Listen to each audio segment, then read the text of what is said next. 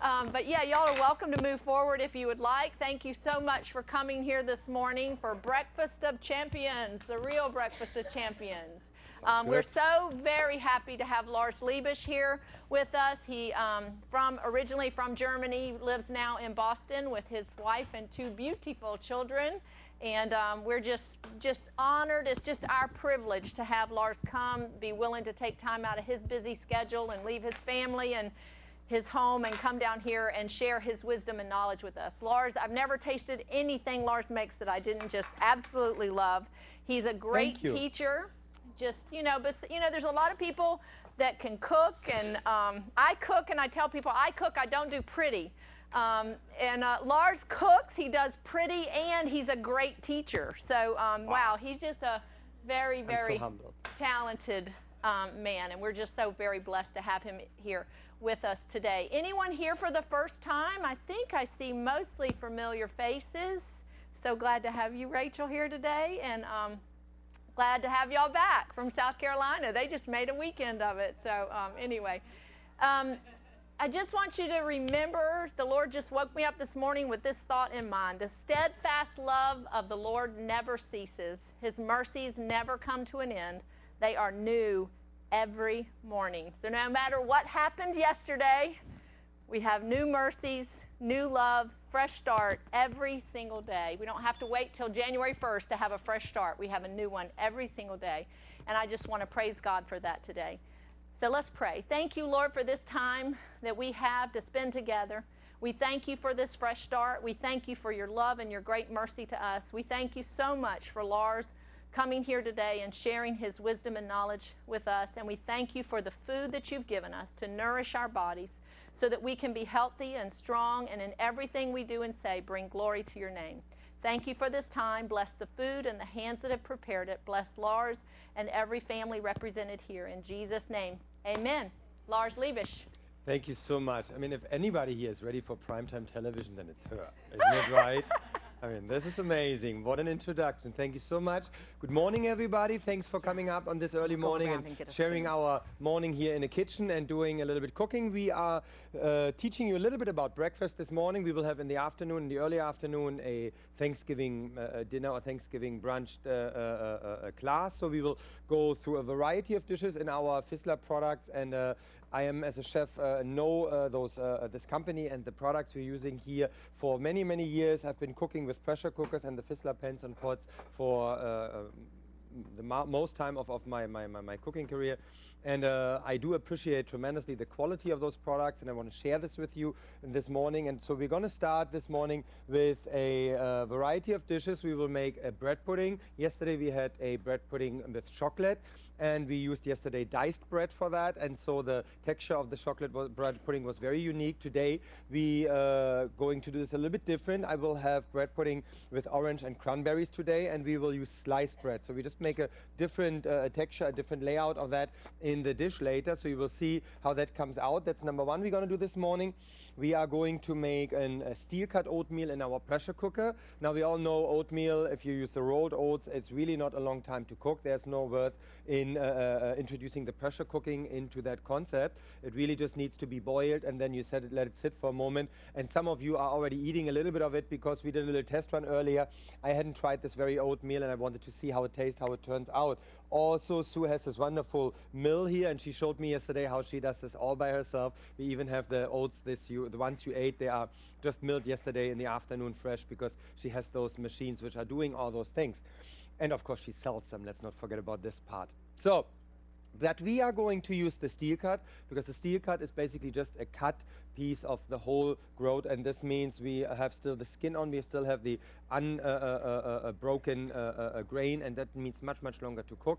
And this is where the pressure cooker really shines. So we will use that, and we'll boil this with a little bit water and maybe put a little bit milk within, let's see.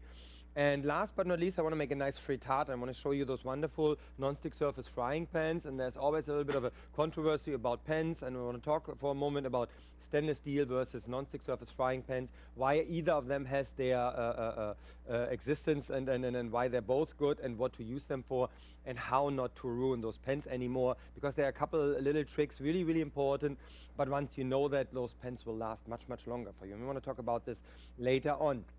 Let's get started with our bread pudding. So I have here an Ezekiel bread again. We used something similar yesterday. We have here just a buttered oven-proof dish, and we need a pressure cooker where we can put this dish in. I think we will use the 8-quart. If you can hand me the large pressure cooker over in a moment. And I get started here. What we do this morning is we will, as you see in the recipe, just spread butter on both sides of the bread. Now I'm not going to use that highly exclusive and luxurious homemade butter she just did. We will just use a regular butter. Go ahead. We don't have Orange cranberry bread pudding. Which one do you have? You know what? I think it's in the afternoon class. Am I mixing that up? But how is that possible? Didn't we just say, so which one do we do then this morning? What do I mix up here? So we're not making the bread pudding at all? Not in the morning. Well, maybe just start doing one. What do you think about that? Do we have more bread for the afternoon? We can, yeah. Excellent. That solves the problem, right? You just gained yourself an extra dish. How did we end up? Because we're so excited here. I just got to tell y'all something. He's amazing because I don't have some of the ingredients that he needs, and so he just opens my cabinet and goes, oh, no problem, we can just use this. Don't you worry, we can just use this.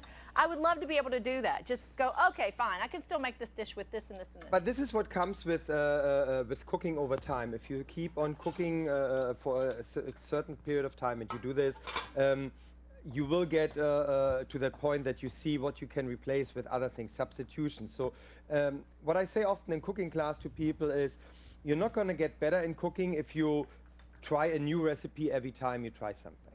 You become better by repeating something and doing it all over again. We all have somebody in our family or in our friend circle which we know for a very certain dish. Oh, my grandma made this awesome pie. Oh, I know this lady who makes those wonderful breads. That's this one. And why do you think that is? Because they have done it so many times that they have found their way of perfecting. Is that an English word? The process, and every time something went wrong, you learn something because you realize, okay, I changed the recipe and this is what happens now. And so you do something for that dish that very day, and you learn something for your cooking in general because you realize what impact certain changes have. And so it's not every time tasting the same, obviously, that's not possible. And so that means also that eventually you will get more and more different ways of making the same dish, and that helps you to build up that confidence to say, you know what, I tried this before and I didn't have salt, I had to use something else and it was just fine. And there's exactly that very knowledge, you know, that you get to that point. So we will use some orange zest, and if you use zest of the orange, you got to make sure that you wash your orange with hot water to make sure that no wax or any other things is still left on that skin. And we will use a microplane for that because that's definitely the most effective way to get those zested. So now I just grab a little bowl, and it's right here, and we start with the half and half, which is about 1.5 cups in that recipe. Since most of you, as I understand, stay for the afternoon, you will see that recipe very soon. And we're gonna add 3 large eggs. In this case, I go for a little bit more bread and we make it 4 eggs. We put in the microplane zested orange.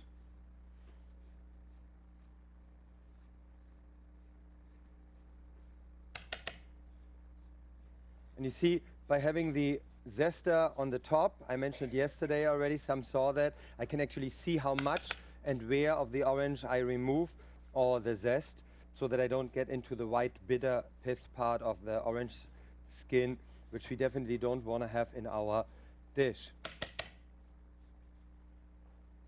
that the Parmesan for the... Excellent. All right. Number 1. number 2.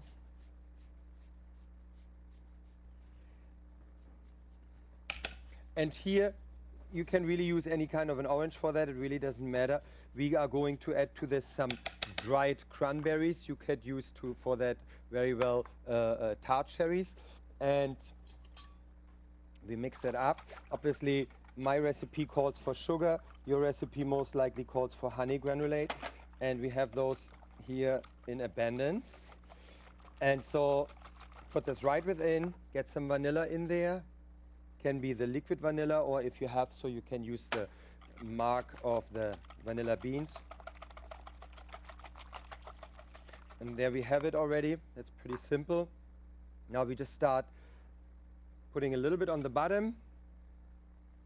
Make sure the granules are well dissolved here.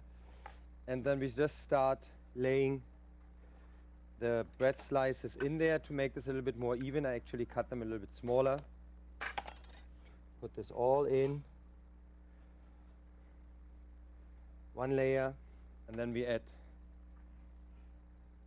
the cranberries right in there. I'm not going to be shy with those. We have plenty here. But I realize we will need some in the afternoon, so got to be careful. And eventually we want to have this filled up with the custard. That's all it is here, eggs and half and half.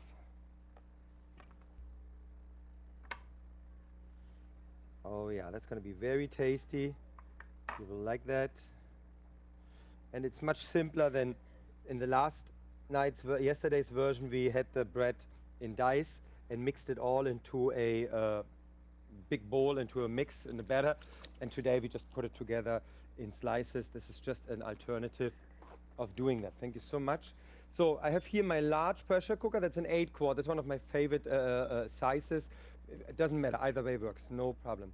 And so we put in some water on the bottom, and I talked about it briefly yesterday.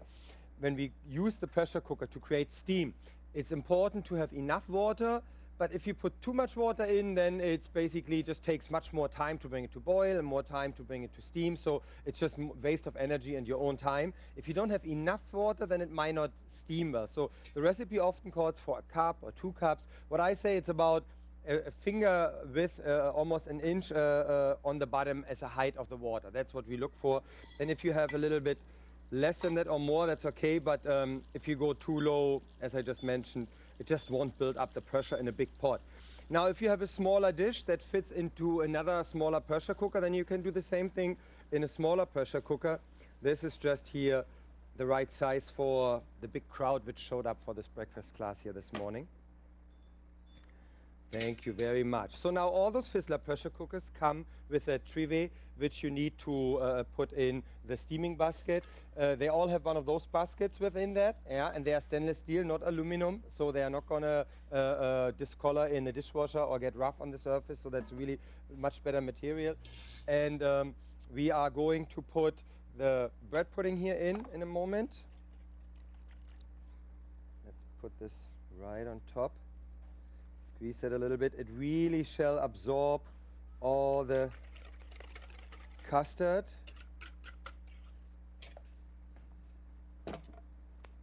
And that's going to be really creamy because there's a lot of custard in here. Yeah, you can see this over there. Very good. So, and now, same as we did before, aluminum foil right on top. It was here, right there yesterday. Where did we hide the aluminum foil this morning? Ah, it's below the plastic. Thank you. Sorry, my bad. I didn't prepare for that one because I wasn't supposed to make that dish. That's why. There is the aluminum foil. And here again, just in case the bread pudding rises a little bit higher than we expect, and would touch the aluminum foil to make sure that it's not going to stick to the top. Just put a little bit butter right in there. Cover that, and we are good to go. If you like it sweeter, you can put in more of the sweetener. If you like it not so sweet, the other way around. A pinch of salt is good in every dish, in every sweet dish, because it helps to get a more complex flavor. So there is a pinch of salt in that cream as well, and that's pretty much it. So we get this in there. The only thing we need to find out how to get it back out, and You've seen that before. I just make a little handle out of aluminum foil.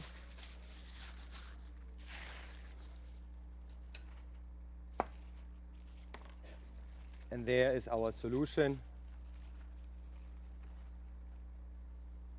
Get this right in, and the same way back out. And we boil this under pressure. Usually my pressure cooked bread pudding runs about 16 to 18 minutes cooking time. This one here calls for 25 minutes or 20 minutes, I believe. Let me see what my recipe says here, 20 minutes, yeah. So I think we will use 18 to 20 minutes for that, and then we just let it rest a little bit.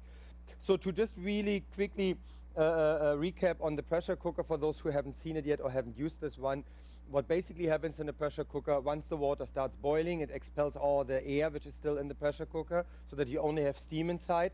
That is good for the vegetables if you do those in a pressure cooker, because no oxygen means that they don't discolor, yeah? They don't oxidate so fast. So when all the water has pushed out the air, valve closes automatically, then the pressure starts to build up, it gets higher and higher, and that pushes out that blue, maybe this way, gotcha. That pushes out that blue little button on the top, and you see the two rings. Once the two rings are out, you know you have full pressure. Then you have to turn down the heat, because less heat is required to keep the pressure up. Once we have that point where we have the pressure up, we start the timer, cook it for a third of the regular cooking time, and then we open the pressure cooker. We will talk in about a moment. In a moment, we'll talk about how to open the pressure cooker and how to make sure that this is a safe way. Barbie, you don't have to come up today. I will find somebody else for that. Okay? So we start with our. Now we start with the cooking class of this morning, since this is not part of it. So we have here the pan for our frittata, and I want to get started with that one first. Now, just briefly to talk a little bit about the whole concept of frying pans. It's always that plain question, which one is the best frying pan? I use a stainless steel or a non-stick surface. And for a lot of people, stainless steel is just the evil, because everything sticks in those pans. And the problem here is just the wrong way of using it. It's what you do to those pans. So a stainless steel pan needs to stick to make things really brown, and it only sticks if it's not hot enough. So it all comes down to more patience. You have to wait until your pan is really properly heated, and you don't want to do this with maximum heat. It doesn't mean it goes faster if you crank up to maximum. Just stick to 70% of your setting, whatever that is, in your stove. Yeah, 2/3 high heat, and now heat up an empty stainless steel pan until it's so hot that a water droplet you put in there rolls around like a glass pearl. It beats. Then and only then the pan is hot enough to not stick. When you put in steak or vegetable to that pan, it will not stick. Even the fish fries wonderfully in that pan then. And you need very little fat, and it works just as wonderful. Now, that high heat doesn't work so well in a non-stick surface pan. First of all, for the eggs, we don't need that much of a heat. Second of all, much more important, the non-stick surface suffers from high heat. So most of your non-stick surface pans get ruined because you overheat them. You try to brown something in a pan which is per se not designed to brown. A non-stick pan will never really brown well. And if you force it to do, you ruin your pan.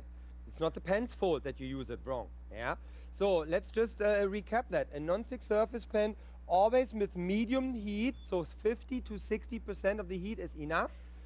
And when for whatever you use it, don't expect it to make it a nice dark steak. Now, of course, you can make one steak in a big pan, yeah, in a big non-stick surface pan, but if you have to put 2 or 3 in, you don't have enough heat, and it will not work out. So use the steel pan, and we have in the store here both pans. Use the steel pan for browning, and we do this afternoon when we do the turkey. And use the non-stick surface pan for everything else, like things which really don't need that much of a heat. In a example this morning, our frittata. Now, here's a trick. When you heat up a non-stick surface pan, you never do it with an empty pan. You always put a little bit fat in it. And why do we do this? Because how would you know when the pan is hot enough if there's nothing in there? This is not reliable. Yeah, just putting the hand over and if you can count to 21, all nonsense, all right? So if I have fat in that pan, when that fat smokes, I know, goddamn, that is hot. Now we got to do something here that's way, way too hot. We cannot, we got to turn down the heat. So you will always see visually, and you will smell it, that when this pan gets close to the point where it gets too hot. If there's nothing in the pan, you never know how hot it is. Yeah. So we have a little bit oil in this pan. I'm going to grab an onion here, and I start slicing up that onion into thin slices, because we're going to put this with the spinach and all the other ingredients into our frittata. And you want to make sure that your fingertips are straight down as you cut on the onion. Sharp knife, as always in the kitchen, is paramount. This is how you get the best cuts. The dull knife is what makes you usually hurt yourself, because it slips off. It doesn't really go where you want it to go, and this is how things get ugly in the kitchen. So we slice it really thin. Do we have those sunflower kernels or any other ones which we could use? I just realized I didn't ask for those. So we will need a little bit more oil than that to get our onions nicely perfect. That's a clever thing. Keep this in mind. If you buy all kinds of grains and nuts, everything which contains oil lasts longer in the refrigerator.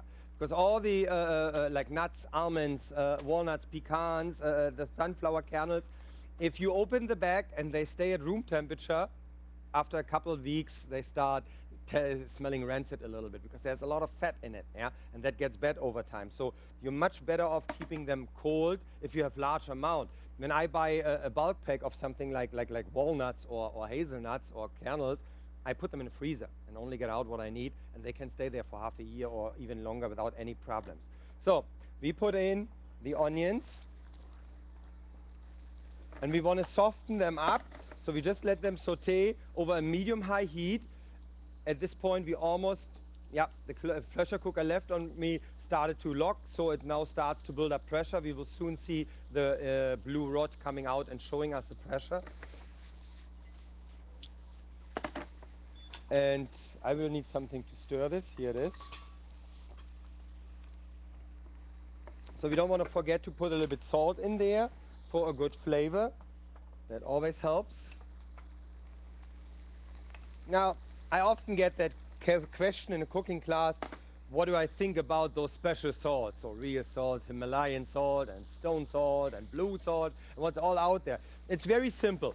In a regular dish where you use the salt as a seasoning, as part of the whole dish, where it dissolves in a soup, in a sauce, you will almost never be able to differentiate the flavors of different types of salt. So it would be kind of wasteful to really buy for $6 a salt and then just put it in the pasta water. Yeah, really no point to that. But if you put it on top of the steak, or if you put it on a salad, when you season a salad, or for the salt which is on the table, which you always use to put it at the end on top, which really separates itself a little bit from the dish as it hits your taste buds first, then it really makes a difference to have a better quality salt, a better tasting salt. And the reason why they have different colors is just because they come with different mineral content. Yeah? So wherever the salt comes from, it has a certain distinguishable mineral content, and some get colored more blue, others more red or pink, and this is how all those different colors come along. Yeah? So now we have our onions almost there. We will put in some spinach here. We will add the eggs and the goat cheese and the kernels right on top. Let me start cracking the eggs. So do you know how you find out if your eggs are fresh? No? No? What do we have? Any ideas? How do I know if it's an old or a fresh egg? How do I know? I can read the box label. Yeah, that helps. But what if somebody really mean reboxed them? Then I'm screwed, right? So what can I do? What happens if you put the egg in water? What happens to an old egg versus a fresh egg? Which one floats, which one stays down? Think about it. In an egg, you all have had hard-boiled eggs. You know there's an air bubble on the bottom in the egg, right? On the round end, there's a little bit of an air bubble in there. As the egg gets older, the egg starts to evaporate, the moisture evaporates through the shell. That means by taking out moisture, something else has to come in. So that air bubble becomes bigger the older the egg gets. And now we get buoyancy. An fresh egg will dump right to the bottom and will lay flat. Yeah? An older egg will start popping up the round side on the bottom in the glass with water. if it starts swimming, I would say only for hard-boiled eggs. If it pops on the top, carefully carry the whole thing out and make sure it's not breaking, otherwise the chicken is going to hit you, all right? Because then it's really, really old. All right, so that gave us another minute. Did you see how clever I bought myself a minute to get those onions cooked? So this one is done here. To be cut down, we turn down the heat to 2 on our induction stove. I'm a huge fan of those little induction burners. We have had them yesterday already. I've been talking about it. For those who haven't seen that, I have this electric device here. It's an induction burner. That means it doesn't create heat. It creates an electromagnetic field out of a copper coil which is in there. And this electromagnetic field turns into heat in the bottom of the pan. It does it by exciting the particles, and their friction as they move faster makes it warm, and that heats from the inside out. So it's much faster, similar to comparing cooking with microwaving. Yeah? So it gets from the inside hot in the bottom of the pan, and that means they are much faster, much more efficient. Over 98% of the energy used in those devices is really used for cooking. In your gas stove, which you think is so good, yeah, only 60% of the energy you burn is actually used for cooking. The rest heats up your kitchen air and ruins your energy bill by making you turn the air conditioning on even longer, right? So we put some salt into the eggs. One of the main benefits of those electronic stoves here is that I can set a timer. I can now tell this device in 20 minutes you turn off by itself.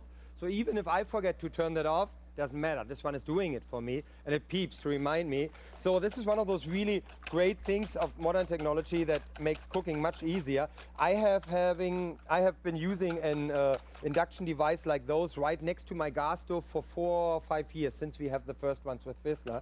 And I remember when the first one came, my wife was like, "What, another thing in the kitchen?" He says, "It's just for testing. I need it for a week or so." Never got away. Yeah, I was just ever there, ever since.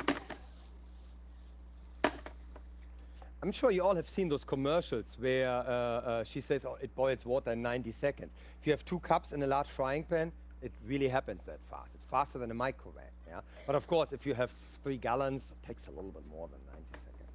All right. Did I forget anything in my frittata? We have eggs, spinach, and peppers. Yeah, this is just pepper and goes into the eggs. So here's the pepper grinder. A little bit nutmeg up there. Thank you so much. Now, you all have seen before or heard or read about it that some people put some water or milk into eggs when they do scrambled eggs or frittata or an omelette. The reason why we do this is it makes it a little bit softer. So the egg tends to be really careful with ground nutmeg. It tends to taste bitter. So if I can, I will always use a whole nutmeg and grate it myself. Guess what? Microplane is perfect for that. Yeah. Are you selling those microplanes? Yes. Yeah. You gotta have one. This is the must-have tool. So we are going to put a little bit water in our frittata as well. It just makes the whole dish much softer later. Now the spinach leaves go right in here, washed and already picked by Sue. She did a great job all morning here, counting and picking those leaves for you. And now you just put this together so that the spinach starts to wilt. It doesn't have to be fully cooked in the frittata. It still continues cooking later on, and that will do most of the job for us. Just want to get it started a little bit.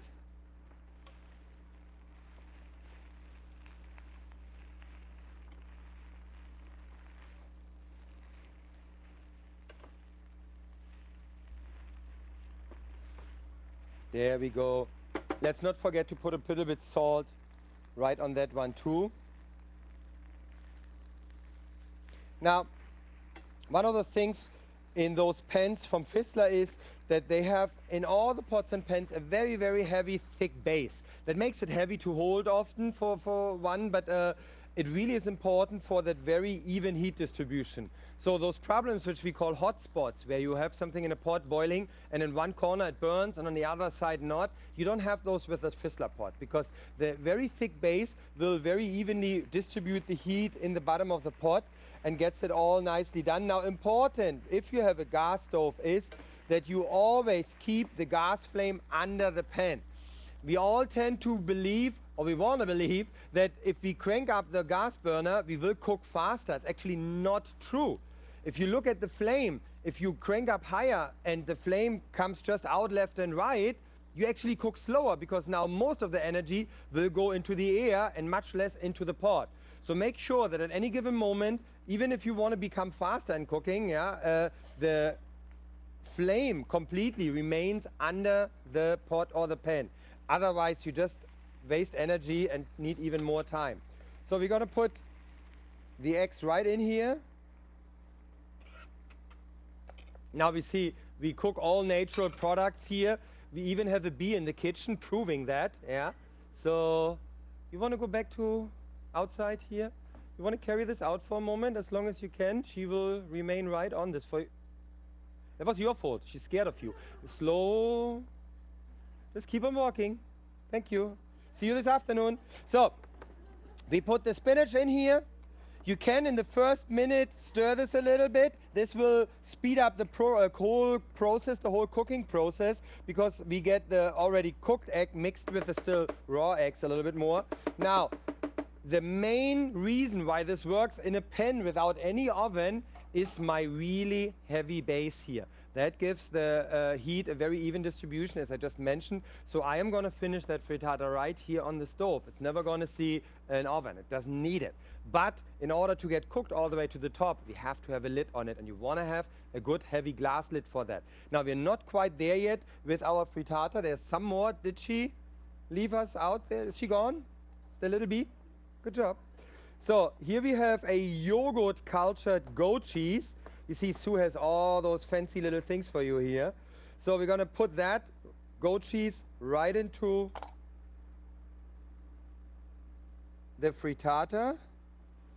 And by putting those slices in a pretty pattern all around in that pan, the frittata is going to look even prettier by the time it comes out. So at this point, I'm already thinking about how's it going to look when I serve that. Yeah. So just by getting this a little bit prettier arranged here, you get a huge impact into the look of the final dish.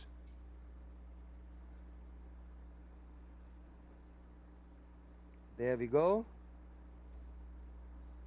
Nah, it looks good. Can you see this? Yes, very good. I like this already. We're going to put the pepper on top at the end. Just a lid on it. And now I'm setting this to a low heat, about 20% of the maximum. The heavy base is going to finish that. If you have a gas stove at home and you use a pan like this, make sure you have the smallest possible burner.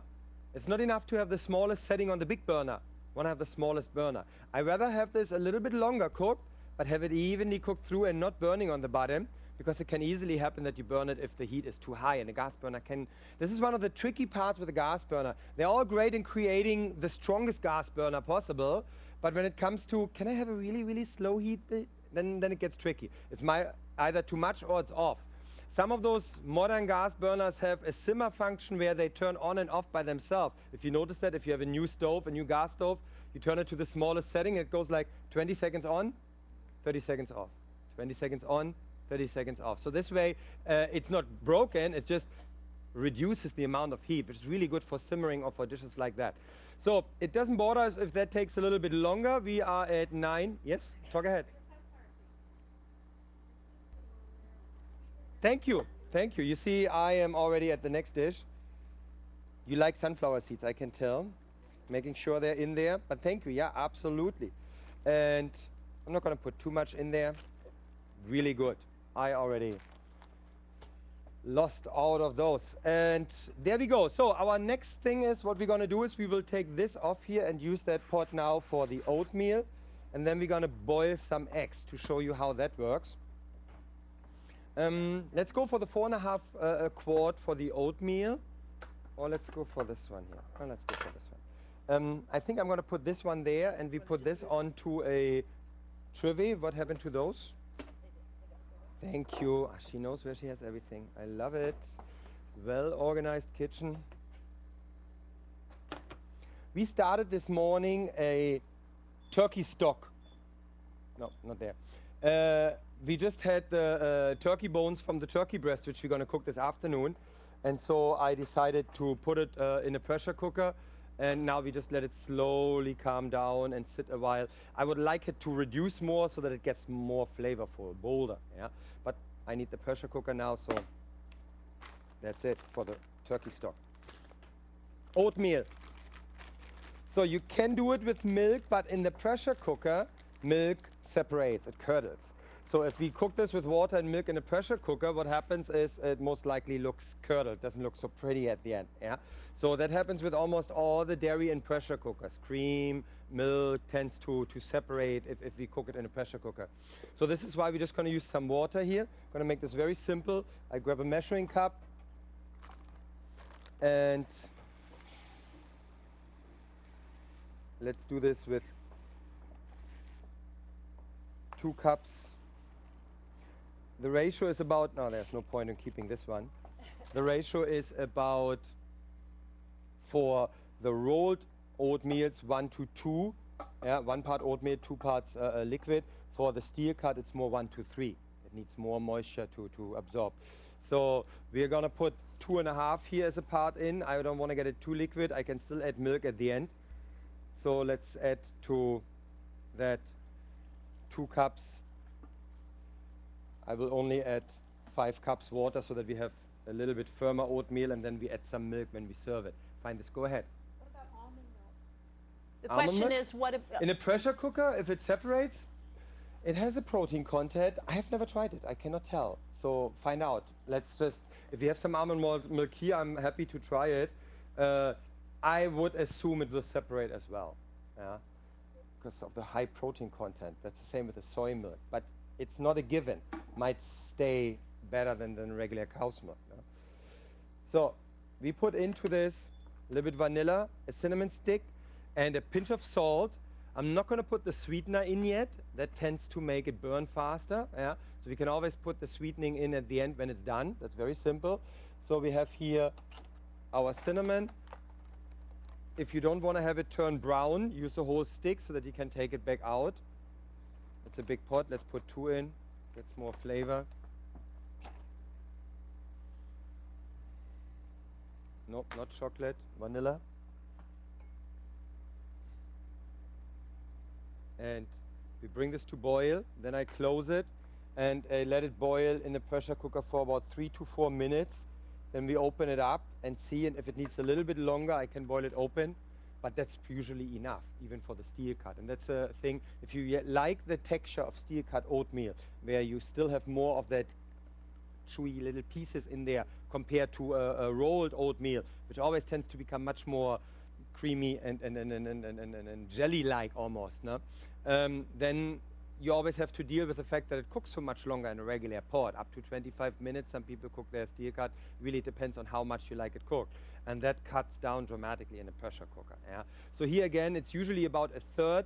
But here, when I cook something in a pressure cooker, which goes, let's say, below 5 minutes, 5-6 minutes cooking time in a pressure cooker compared to 15 to 20 minutes in a regular pot, I tend to rather cook it for 1 or 2 minutes less and check it, because I can always cook it another minute if I have to, but I cannot fix it once it is overcooked. Yeah? So 1 minute more in a pressure cooker equals 3 minutes to 4 minutes more without pressure, and that's a huge difference for an oatmeal. That can mean, no, that's too soft for my personal preferences. No?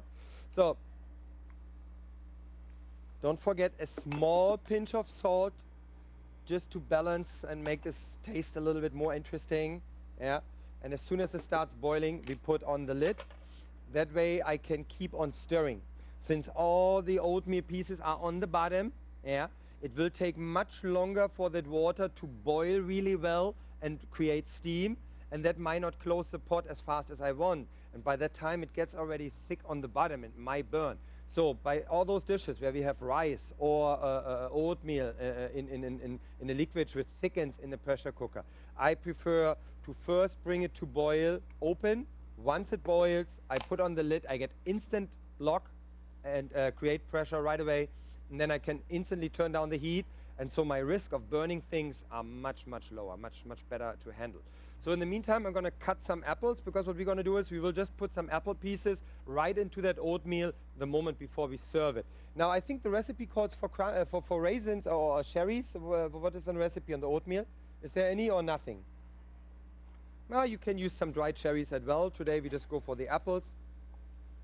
Now here's a neat little trick. As soon as can you give them the cutting board? You know, when you try to cut an apple, what we all usually tend to do is we cut it in 4 pieces, in wedges. Then you need a smaller knife to core out the center. Often it breaks in pieces, and then you continue cutting. So it's much easier to cut off what you actually need instead of trying to cut out what you don't need. That means you just cut off the sides.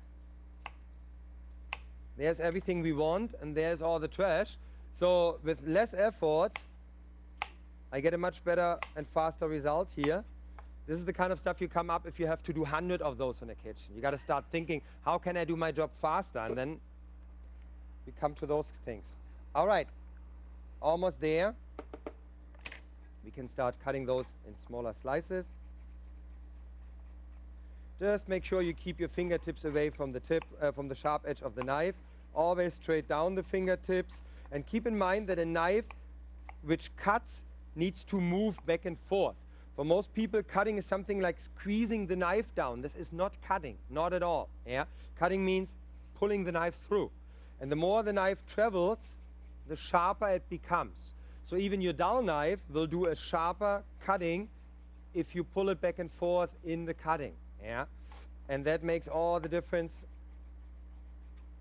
in the process here. So the water starts to boil. Once I have cut the last piece of oatmeal, stir this one more time. And you will see as soon as you start stirring it, it boils more, because now you don't have that thick lock of thick oatmeal on the bottom already. So as soon as it starts boiling again, I will close it, and then we get started. Yep, there it goes. Because we really need that boiling liquid to create the steam which closes the pressure cooker. So to close those, the Fissler pressure cookers have, can you see this up there?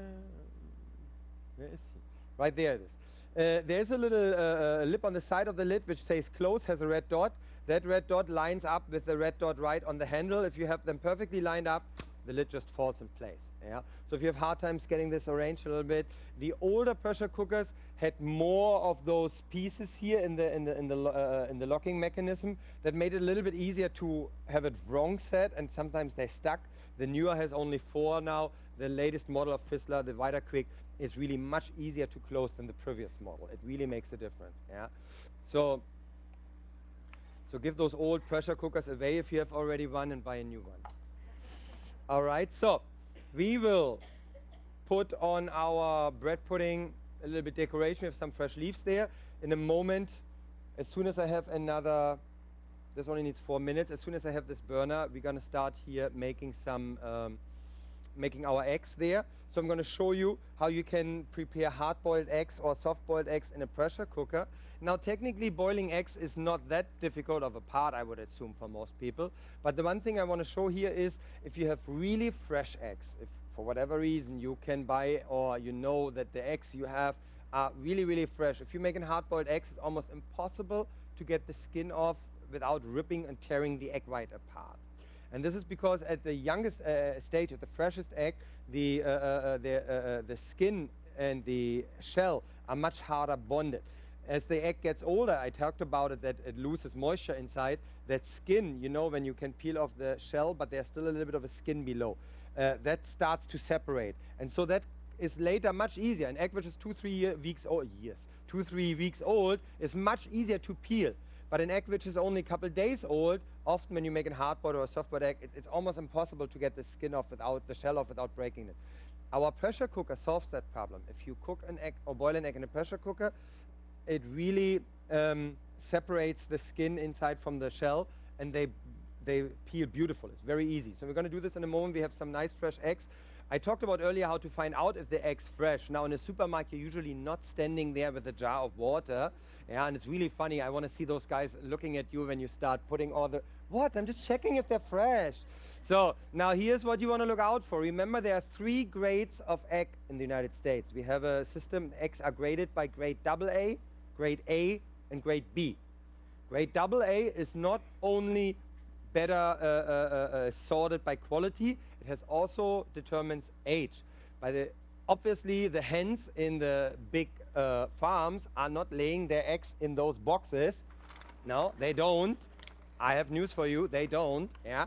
So those eggs roll out of the cages and go down in a facility where they're stored, cool, and then they are packed on demand. So when Publix called and says, I need 3 million eggs, then they pack them, and then they send them out. So we have full pressure, turn down the heat. Pressure cooker is too full. This is why here the liquid comes out. It forms, it's thick.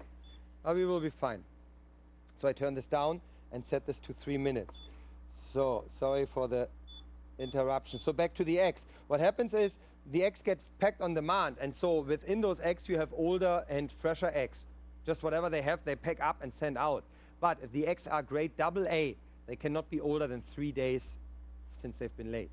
If they are grade A, they can already be 10 days old by the time they're packed and delivered to the supermarket. So there's already a week between a AA and a grade A egg at the time of packing in the box. Yeah. So we will use that in a moment. I need another 4 minutes to get this. We have that. We have the apples here for the oatmeal. I hope that's all going to fit in that small pot. And let's have a look here at our, yep.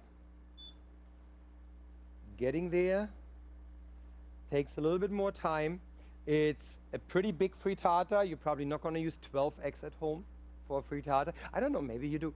And so it takes a little bit more time, yeah, if you have such a big dish as we have. But we might start doing the juices in a moment to bridge some time here.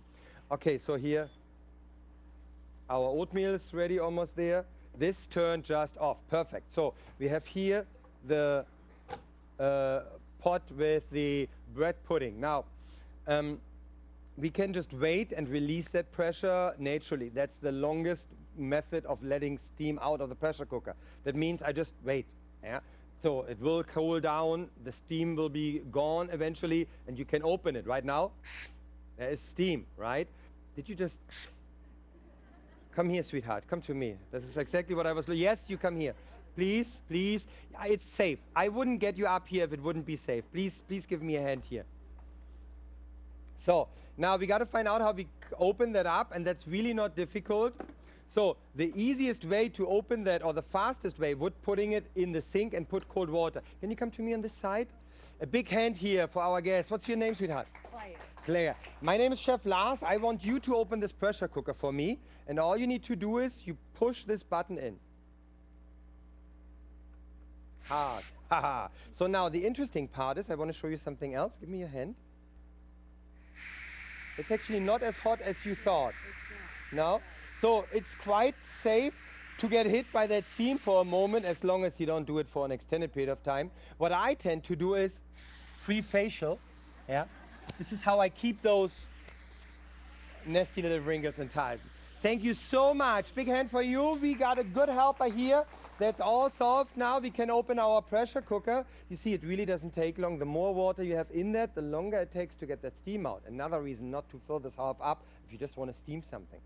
So you cannot not open a pressure cooker as long as steam is in there. It's not possible on a Fissler pressure cooker. The way they're built, you cannot open them. The times of those old pressure cookers where, we talked about yesterday, they had this little weight bell on top, and then mom would do something like, kids out of the kitchen. Yeah, it doesn't work anymore this way. It's so much safer. She just showed it you. And as soon as the pressure is gone, we can, I'm going to turn this off here. We can open that. And as long as there is even a little bit pressure in that pressure cooker, you will not be able to open it. It just doesn't open. Like, it's all tight, sealed. And it's supposed to be that way. Yeah. So it's very safe, very simple. So let's get this out here.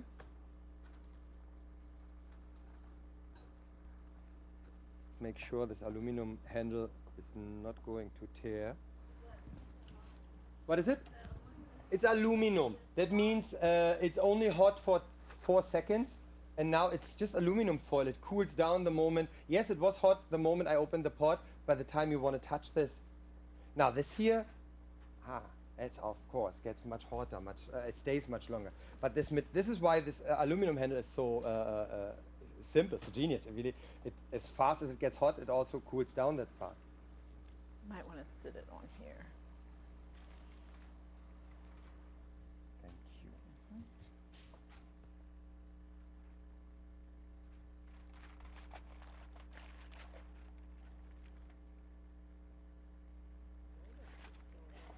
you. It still needs a little bit longer.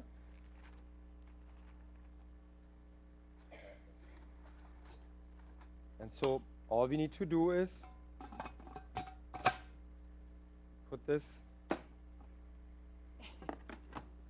Sometimes it's useful, sometimes not so much.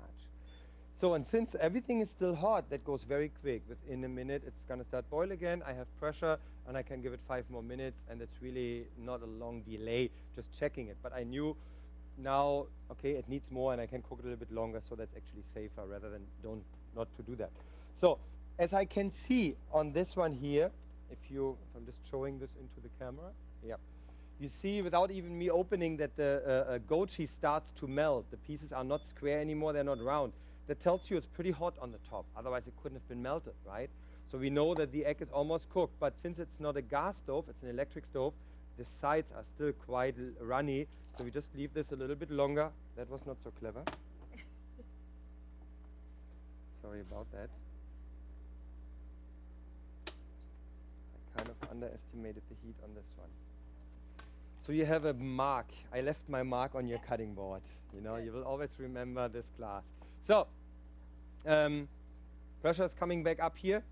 It's almost there. It should go very quickly. It was liquid in the top middle.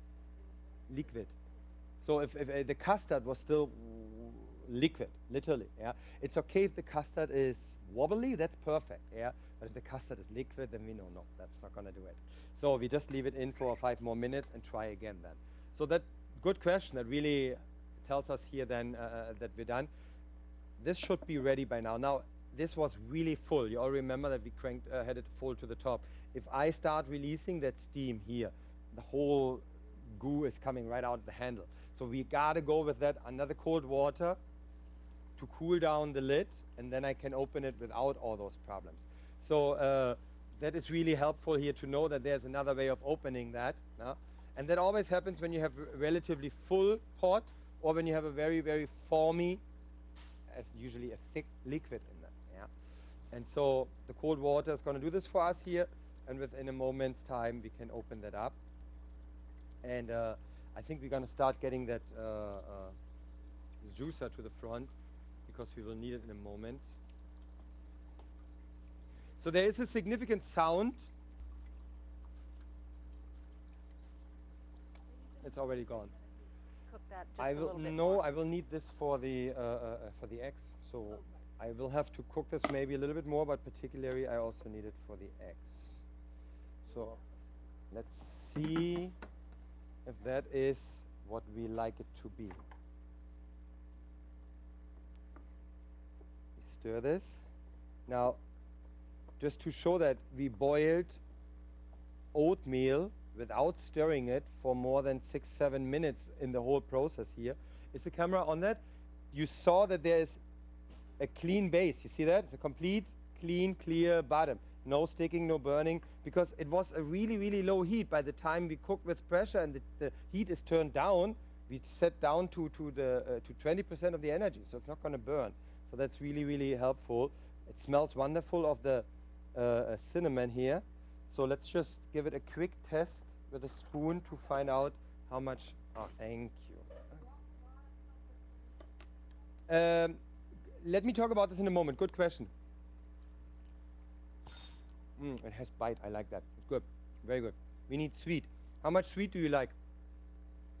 Do you want more molasses? Let's put some honey granules in there so that we have a base, good flavor.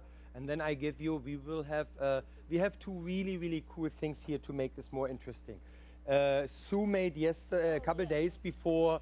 You want to talk about this? This is a whiskey sauce. If you can handle this early in the day, yeah.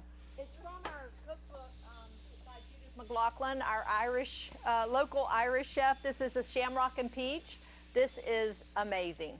Amazing way to start your day. Tasted it. It is amazing. It is. So she made this out of that.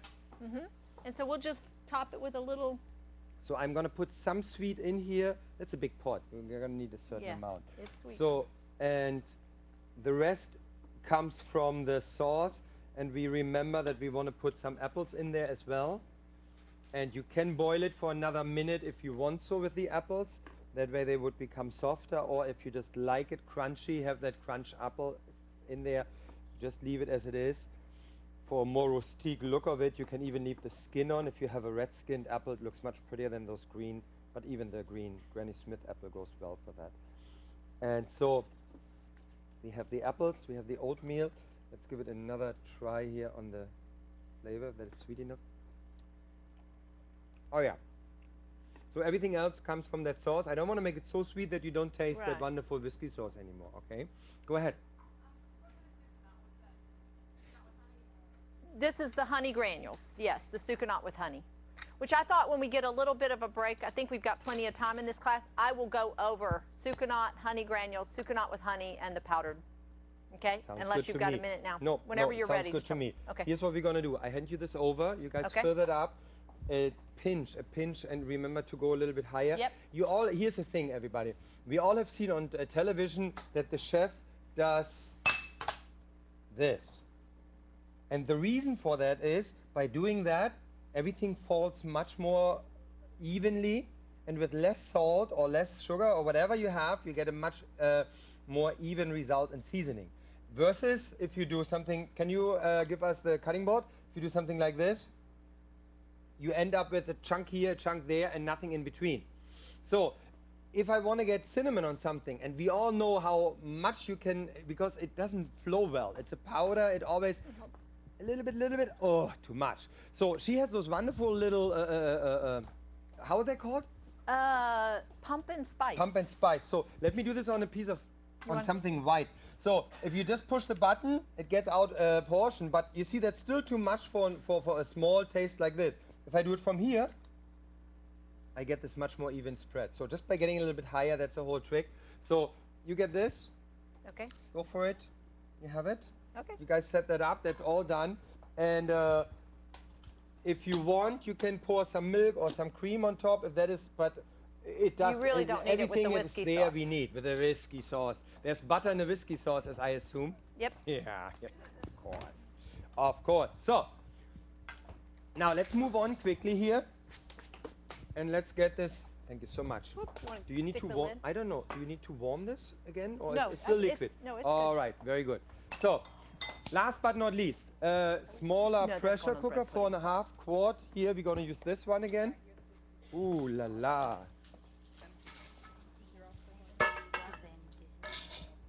Now I told you what's my favorite cleanup. I know. I was meant to get it today and I forgot. Do you want the 6 or the 4? Doesn't make a difference. Okay. We're not going to cook on the base of the pot. There we go. We might want to do this first. So, And I'll do a little piece.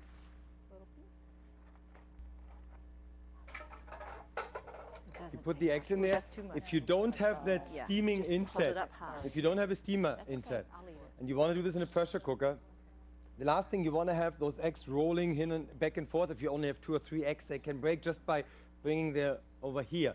So what you can do is, you know, when you open a beer bottle, that cap from the top, turn it around, you can stand an egg in there and it stays. So you can put the egg right in that, and that solves the whole problem. Please repeat that. Yeah, there's a stand. The tripod is right below it. Yeah.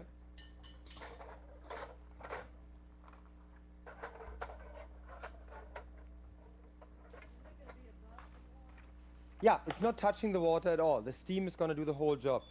And there's another benefit to that. We all have seen cracking eggs.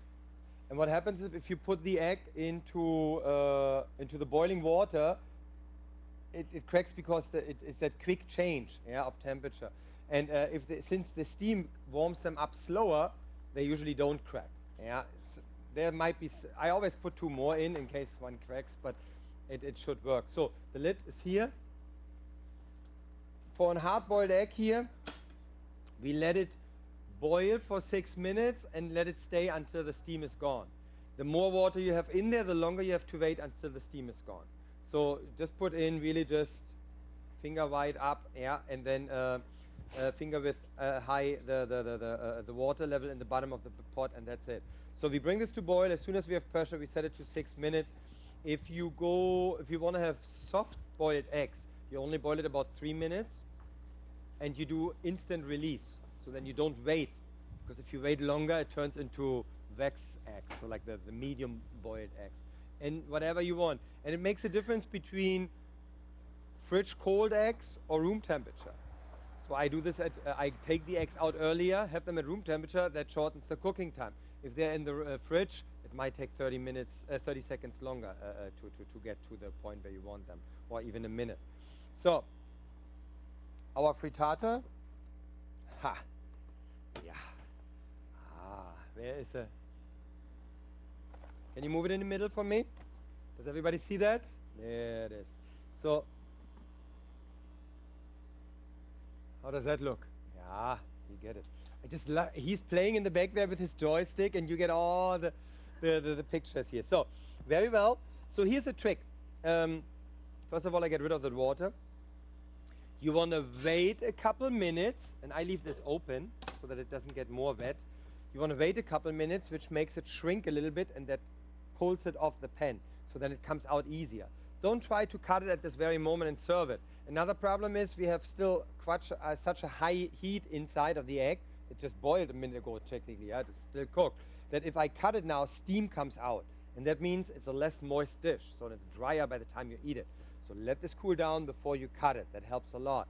And before we cut it, we give the pan a quick hit from the handle, and the whole thing just comes right off the bottom. Yeah. So instead of doing, yeah, which is not going to do it, it just tears the whole thing apart. You really give it a quick hit, and the whole thing runs off. Yeah. I show you in a moment once we are ready. So there's no pressure yet. Let's check the bread pudding.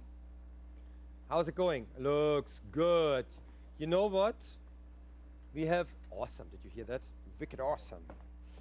The Bostonians are in town here. Why don't you do?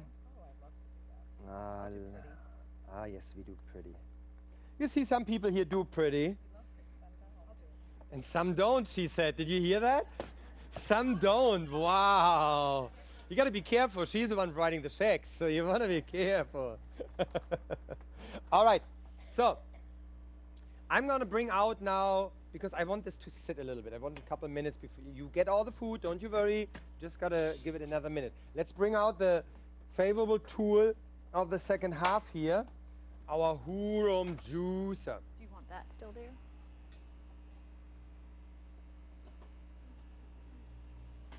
Just clean this up a little bit because it's certainly showing in the camera here. So, now, what this is all about here, it's a new trend in juicing vegetable and leaf juices, which has become so successful that ever since Hurom came out with that machine about 2 years ago, half of the industry is trying to copy it now. There are so many out there, but there's still a good reason to get the best, the original one, and we will talk about this very thing in a moment. First of all, it is called a slow juicer. So what that does is, I just gotta keep an eye here on the steam. It's a slow juicer. It doesn't spin with 12 or 10,000 RPMs like your regular juicer, which makes a lot of noise and tears everything apart. It just crushes everything, comparable to you juicing a lemon when you just do that and get the juice out. So what that means is we don't warm up the juices, yeah, so it doesn't become heated up in the process. That saves a lot of the valuable nutrients. what was it? We said we had a number out there. How much more? It's like 60%, up to 60% more nutrients and vitamins still there in the process of making that juice compared to that high noise fast juicer, which is also much more difficult to clean than. Is it running away from me here? It feels funny. Which is also much more difficult to clean. Those clean just by simply putting a cup of water in at the end, and then when we take the 3 pieces apart, you will see it's a very, very simple cleanup. It doesn't require a pre-starting. We can put in the first vegetable and start right away juicing. So now I decided I'm going to make 2 different types of juices here for you today. We have apples, oranges, carrots, and pineapple. Now, originally I was out for pineapple and orange with cilantro, right? Is that what we have? Or no, mint. no, with mint, with fresh mint leaves. So let's see. I'm going to start this and show you how that works. Obviously, since the whole fruit is going to crush through that, we have with oranges to remove the skin first. Yeah. But with all the other fruit, you don't have to. You will see this. So I'm starting this. And we start putting those pieces in here. And you see what happens is that on one side comes out the dry goods, the seeds here in this case, and on the other side comes out all the juices. So it separates those things in the process all by itself. And I have actually tried before to run the pineapple with skin through. The problem is just you have to cut the pineapple with skin, which is much more difficult. So it works, but it's just cutting the pineapple with skin on is actually more tricky. So we get all that through here.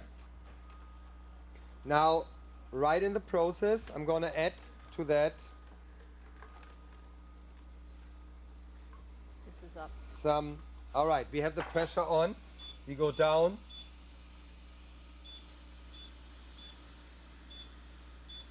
And set the timer to 6 minutes. All right, there we have the juice. And before I put the last in there, I'm going to run a little bit fresh mint right through.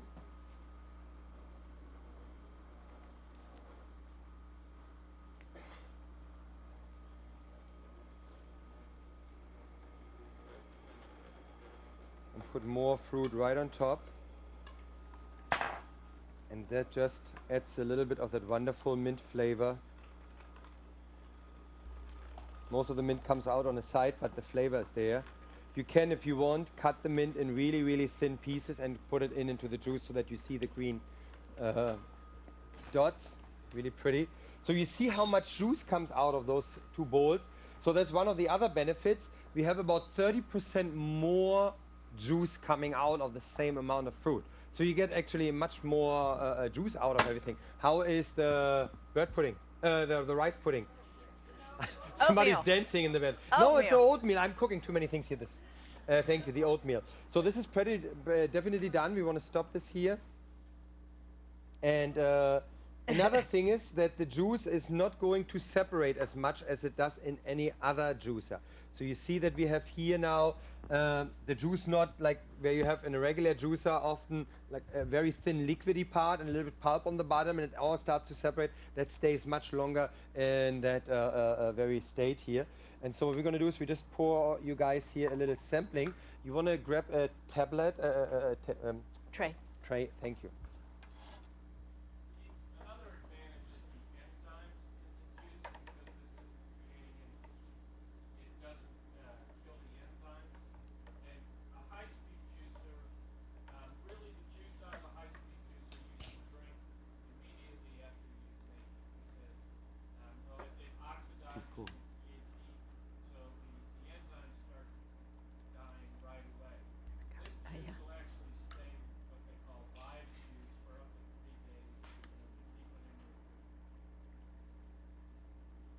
Okay, did everybody hear that? The slow speed juicer is different from those high speed juicers. And it's funny that it's called a slow speed. That's the technique. It's not slow, as you can see in juicing. It's actually very, very fast. It's more the technique that it actually juices the vegetables and fruit.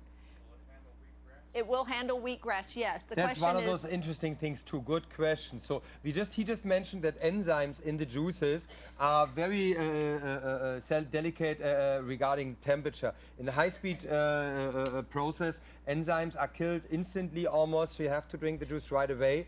Otherwise, we talked about it before, they separate and the enzymes are really get lost. In this juicer, we preserve those enzymes, so we have a much better result. Another question just came up, was asking for leaves. Can we do leafy greens in that juicer? And yes, this is one of the things that makes a difference. You can put from lemongrass to kale or hard leaves into that, and it will all be juiced out, so you get all the wonderful nutrients and chlorophyll out of the green leafy vegetables and things. So we get a much more versatile tool here. So I think we may have to. Yeah. These are 16. It should be not enough. Do we need to? 3, 6, 9, 13, 14, 15, 16, 18, 19, 20, 21. So and on the other side comes out the pulp, the hard stuff here. For today we're not going to use it, but there is a way of actually, when you use carrots and apples, you can actually use the pulp which comes out and put this in your carrot cake. Yeah, because if you remove the seeds here cleverly, and I am personally, I like the flavor of carrots better when the skin is off, because the skin adds a little bit bitterness, introduces. I'm just showing that it's not necessary to skin them here, to peel them, but sorry. Yes. Yeah. And another thing is that since it separates by itself all the pulp from the liquid, it doesn't clog the machine. Like in one of those high-speed, the little metal mesh where the juice gets pressed through often clogs terribly. That doesn't happen here because it doesn't get so much into that mesh in the first place. Should, for whatever reason, you ever put in a piece which is too big and the machine stops and cannot continue, then you just push the button into the different direction. It turns in both directions. And then it loosens whatever is in there and you turn it on back forward. So you just go back for a moment, then forward again, and just continues cleaning up. Continues shredding and juicing. So we'll talk about in a moment how easy that is to clean. I didn't clean it between the two juices because it really goes well together. If you feel like you have to clean in between two types of juice, all you need is a cup of water, pour in on the top, and throw this water out, and then you can continue. Most of the frivolous juice and pulp is that way easily removed. So our eggs need only 1 more minute. We will turn off the heat. The bread pudding should be done. Gonna check it now.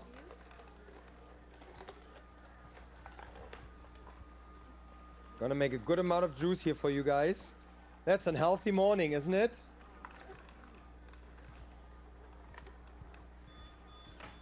So 6 minutes are over, we turn the heat off.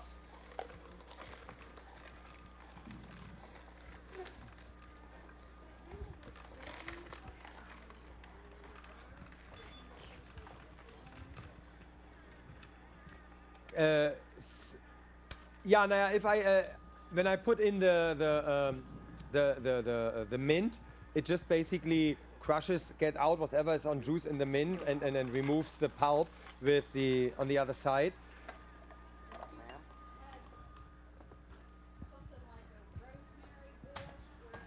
I tried that. I actually, to make a marinade, I just put rosemary and thyme leaves and garlic through the machine. But there's so much more flavor in that pulp still that you don't get enough out of it. It's kind of, it is terribly waste to use that for that. I tried it, yeah. It works technically, but whatever comes out on this side, it's still so much flavor in it that I felt like, no, that's not good enough. I put it all back together and used that then as a marinade. No?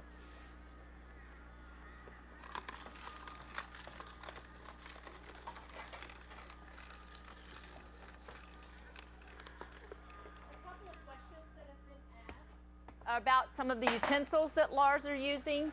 This black one that he's using a lot of the is The called turner, the comfort yes, turner. the comfort turner. You want to tell them about it? It's I fabulous. just think it's the most amazing kitchen gadget with all the funny stuff out there. There are so many cool things, but if it comes to something so simple, let's think about it for a moment. We all, wooden spoon anywhere? No, I don't. Oh, she knows better. We all know the wooden spoon, right? It's like the oldest kitchen tool of mankind. 2,000 years in the making, yeah. They've been cooking it ever since they found the fire. So now it's, if you think about it, it's a rough, porous material. It absorbs any present liquid.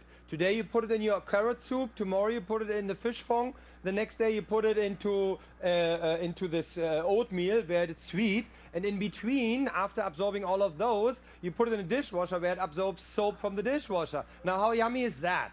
If you think about it. And not only does it break and crack in the dishwasher, if you would use one wood in a dishwasher, it also just absorbs more of the dishwasher liquid. And it never comes back out. It all gets just into that wood, and then the moisture evaporates. But whatever flavor, whatever color was there, and that's why they all look so nasty after a couple of months of using, right?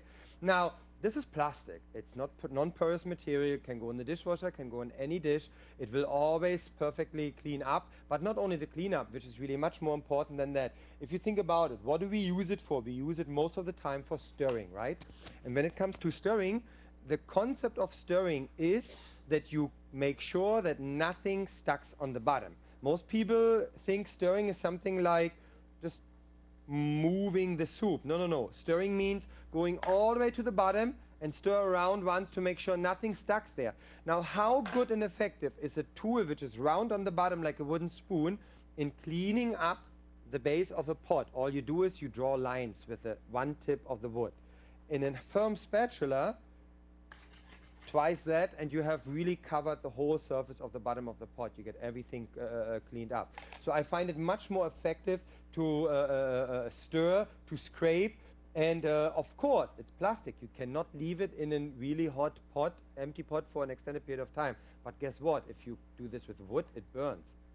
Yeah, so either way, it's not desirable. So neither of the two tools should be left in hot, empty pots for an extended period of time. But other than that, it's so much easier. And guess what? For, what is it, 12 bucks now? It's such a simple tool. And I always tell people, remember, the one you need is always in a dishwasher, so buy two. Okay. So I need more cups. We want to serve the remaining juice, and then we start serving some food here. It's about time, chef. Come on.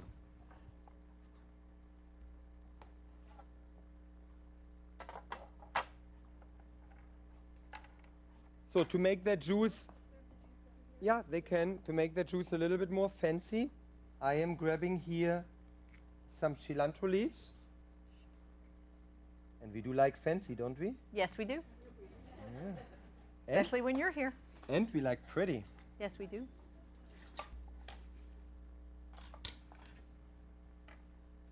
So you don't juice the cilantro? You know, it's so fine, it's so thin, so delicate as an herb. You can, and it will add flavor, it works. But I don't have much cilantro. I don't want to use too much. What we are going to do is, I'm going to make this really tricky for you guys and you girls over there. You will put one leaf on top of each, and the rest goes in finely chopped. I got to show off my knife skills here. Yes, I know. You see that? I cannot look at it. You know, actually, I can look in this direction and I see that I don't cut myself. All right, all right. Could you imagine doing that at home? This is why I do this on a red cutting board, so you wouldn't see when it's bleeding. Funny guy. All right. Got a little bit of that. Stir this. Yes, you can juice that, but I just want to get that little extra kick. Cilantro is, just so you know, very detoxifying. It's very cleansing. It's very, very good for your system. Does it get the alcohol back out of the system? That would help me today. Not sure about that. So we got to be careful that they Yeah, are not we'll do all it for on you. the top. Yeah, I can just hand Stir this it. over. Stir this every once in a while. I leave this right in there. Okay. You can do that. We can handle it. We got Yes, this. you can. Thank you very much. You're very welcome. Excellent. So if you have any questions, feel free to shout it out at any given moment. In the meantime, we're going to serve the bread pudding and the breakfast. All good now. Let's get this out of the way. Make sure that stays clean. So, steam is gone here too. We can open this as well.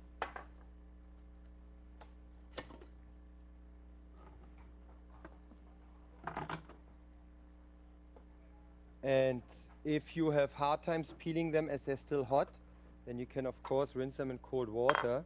Just going to show you how they fall out. Did you see that? How the egg fell literally out of the skin. Yeah. So those are hard-boiled eggs now. We are going to, I cut 2 in half. If somebody wants to eat a hard-boiled egg, the rest we just use for the deviled eggs later in the class, in the next class. In the meantime, let's start getting this out. That's not staying for the next class. Where are you? 2 of you. Okay, then we'll let y'all have the egg. How about that? The rest of y'all will get them in the class. Let me grab another one, not this one.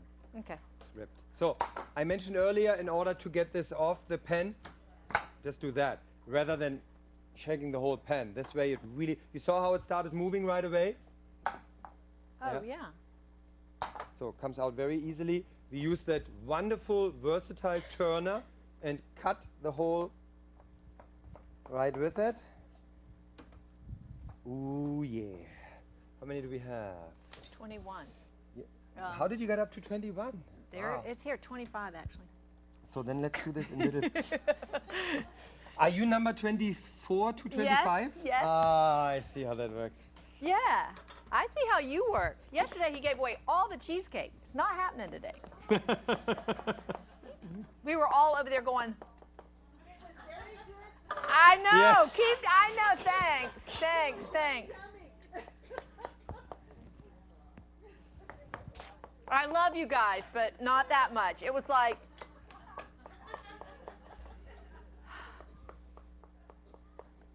and then here's the plates if you want. Do you want these, or are we going to do the bread pudding next to it, or no? Let me see how the bread pudding looks. We can use those and put bread pudding and then. So let me show you the bread pudding, everybody. Don't do this with your fingers. Mine can take that a little bit better. After 20 years in the kitchen, I'm absorbing whatever is here on fat on top, which is just the butter, of course. And so you saw it came up a little bit. We just let it cool down for a minute. We start serving this. And I'm not sure if we really need the... This is not too hot, but I see... it's boiling water. It cannot be hotter than boiling water because that's the maximum heat we have in a pressure cooker. So...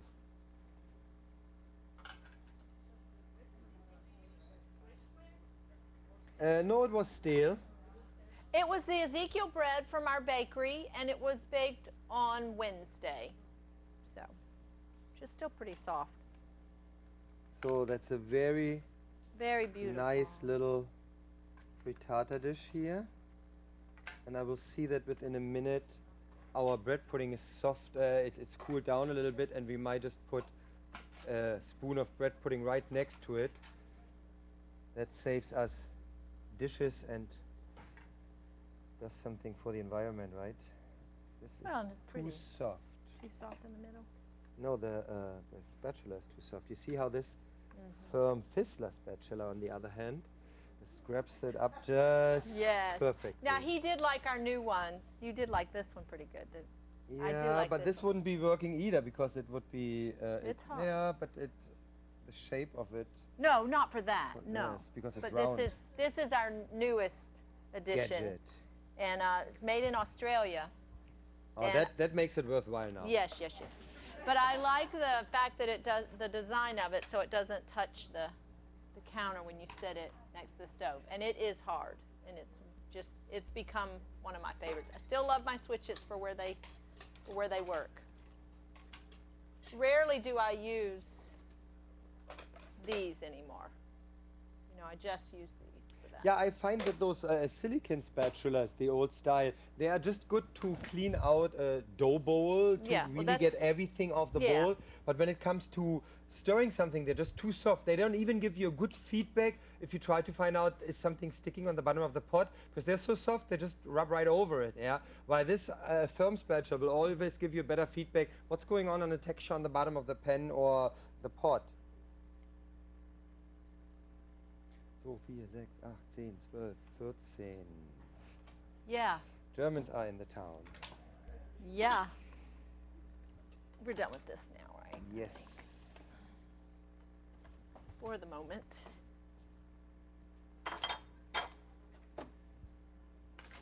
While he's plating this, I'll take this opportunity. Yes, talk Had about lots your of questions.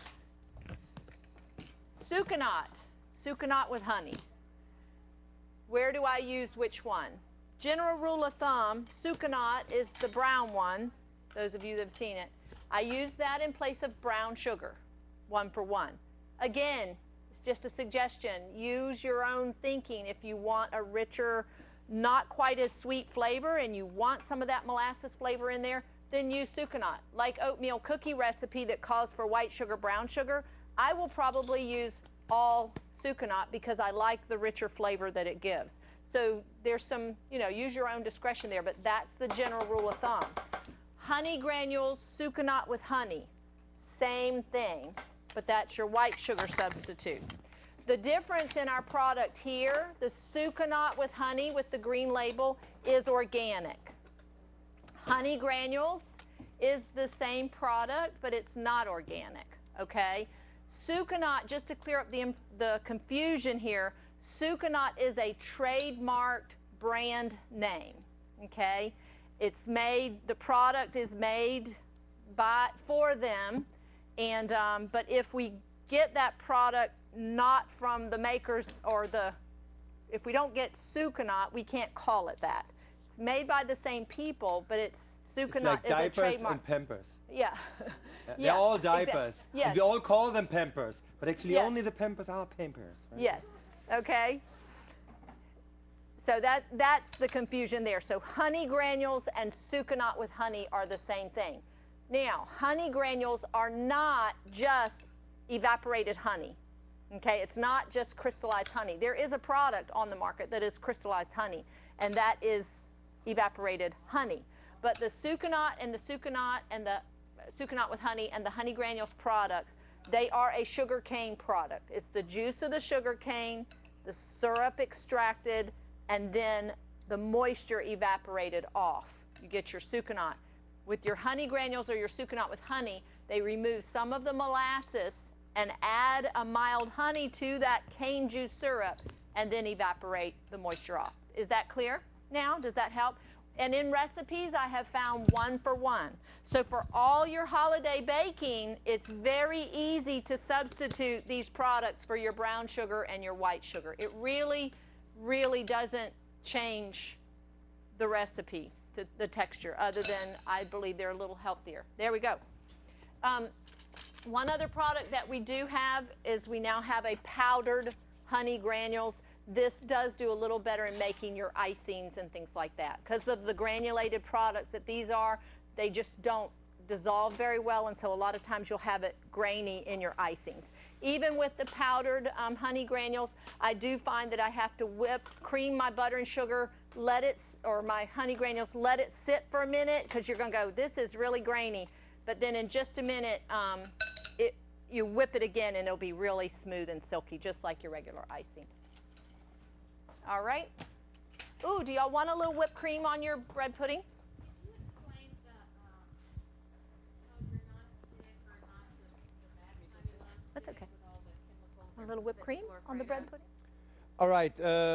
That's a good question. We have there comes back here a point which is always out there, and this is non-stick frying pan. Is that safe? All the chemicals in the non-stick material.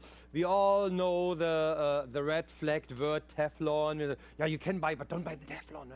So let's make this clear. Back to we just talked about diaper versus Pampers. Teflon is a brand name. There's one product out there, it's invented by DuPont, we all know the big brand, and they started making non-stick surface pans. That was the first idea, that was Teflon, and it became an synonym, what's that in English, a name which everybody says Teflon, but we mean non-stick, right? So now Teflon is not worse than any other non-stick.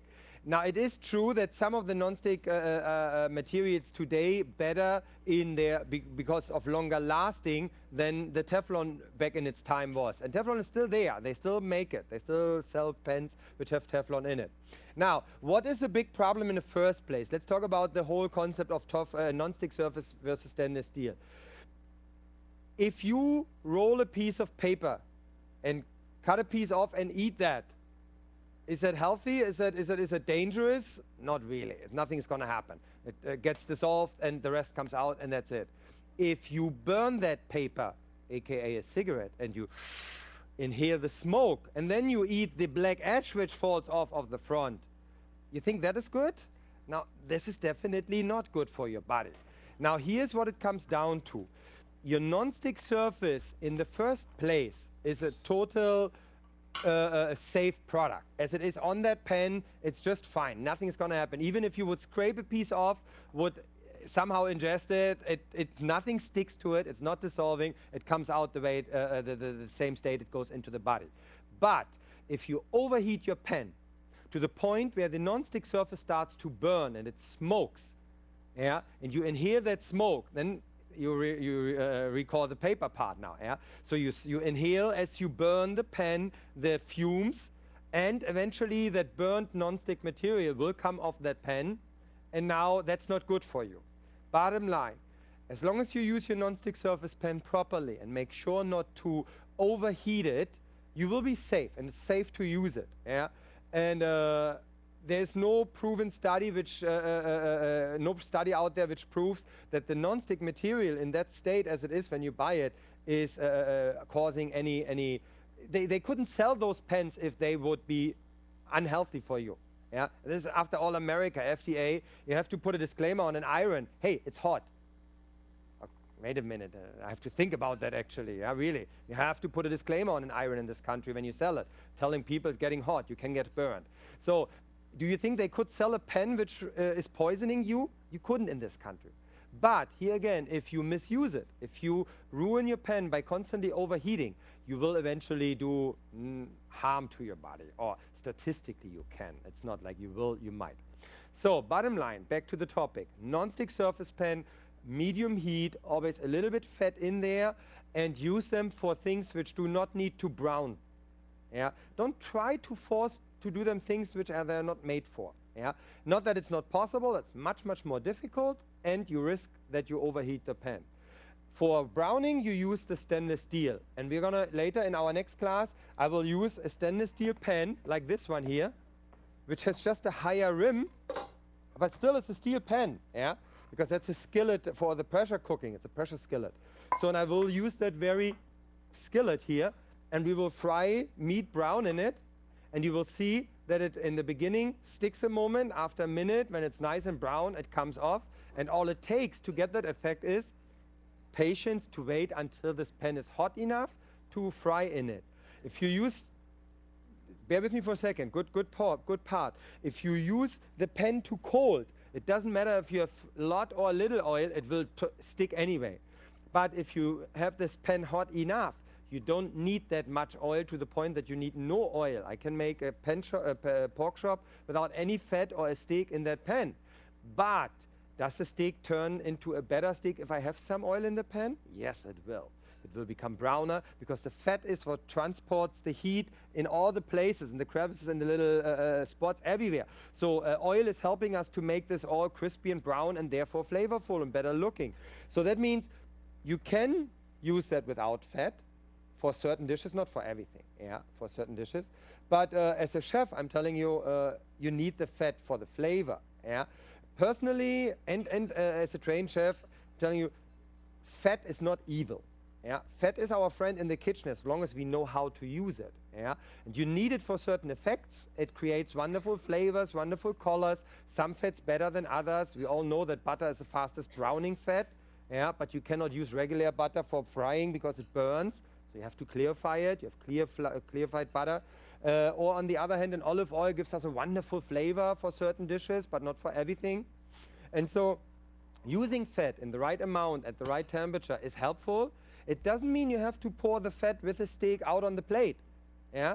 So you don't have to eat it always. You can pour it out and then make the sauce with the residue in the pan without using the fat. That's helpful. You can do that. But you needed the fat in the process for a better result. Yes, I can make the same steak without the fat. The best example for that is a grill. There's no oil on the grill. But this is why I brush my steaks with oil before I put them on the grill, because they will turn out much more flavorful, much better looking. Non-stick, lower heat for all the things which don't need to brown so much.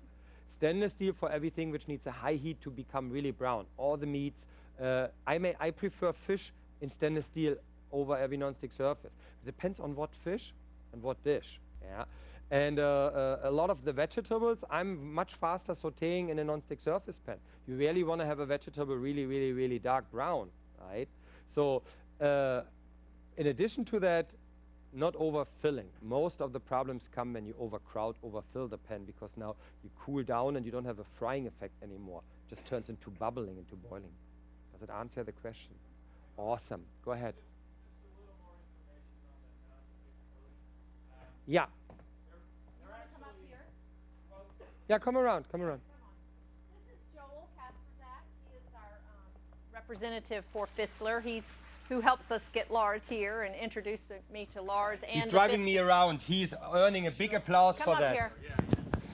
So anyways, come here. I don't need the microphone. Yeah, you do. Yeah, you do. Okay, so that it's recorded. And recorded. Now you know there's a liability issue. It's recorded. Yeah. So non-stick coatings, the Teflon type, are what they call a PFOA type of coating, which mainly means plastic. And up until recently, closer? Okay. Up until recently, they used a chemical in the manufacturing process called BPA. And that's actually, you've heard the stories of overheating a nonstick pan and your parakeet dies.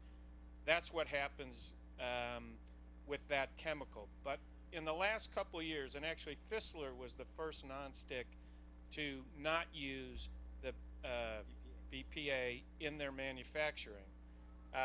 And there is a government regulation now. By the end of 2014, nobody will be able to use that chemical in their nonstick coatings anymore.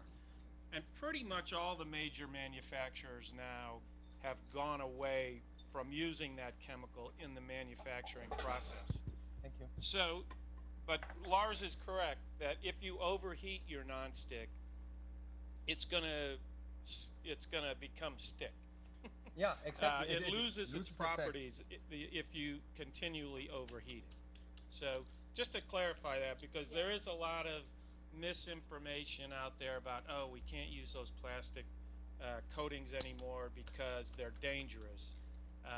Technically, in years past, they were a little bit if you overheated them. But today, you can overheat a pan. There's no gases emitted or anything, but you will still ruin your ruin pan. the pan. Yeah. And you understand that, like he was saying, the Fissler doesn't just remove it at the end. It's from the very beginning. There's none of those chemicals from the manufacturing and everything. And they were the first ones to get rid of it in their nonstick coating. So they're just a great company, great products, great quality products. Look how easy those come. You know, you're just going to be real happy with them. Yeah, do you see how easy the eggs are peeling? I actually tried this last Saturday. When I found out he was doing boiled eggs, I'm like, for real? In the pressure cooker? It's pretty amazing. And you're kind of like, okay, why? They just peel very nicely, and they were perfect. 6 minutes was perfect. I did Now, I deviled actually eggs. have to say, I noticed in a pressure cooker that brown shell eggs tend to become a little bit brown. Huh. The color gets lost on the TV screen if you see that here. Can you see that? And it's funny. It's the color from the shell. It transfers a little bit onto the egg. White-shelled eggs, I tried it. You don't have that. Funny, and only in the pressure cooker. One of the side effects. But in an egg salad, it wouldn't matter. Back to So just one of the things we can talk about here. I think we're pretty much through. You got pretty much all the food, did you? Did you like it? Was it good food? Excellent. Did you learn something this morning? Yeah? All right. It keeps on coming. We have another class in 45 minutes. Yes. So we're throwing you all out here for a moment and clean up a little bit, and then we continue. Those of Thank you that you are so staying, much. you can just leave your stuff there. Yeah. And that'll save your seat because we've got about half again as many people coming in for the next session.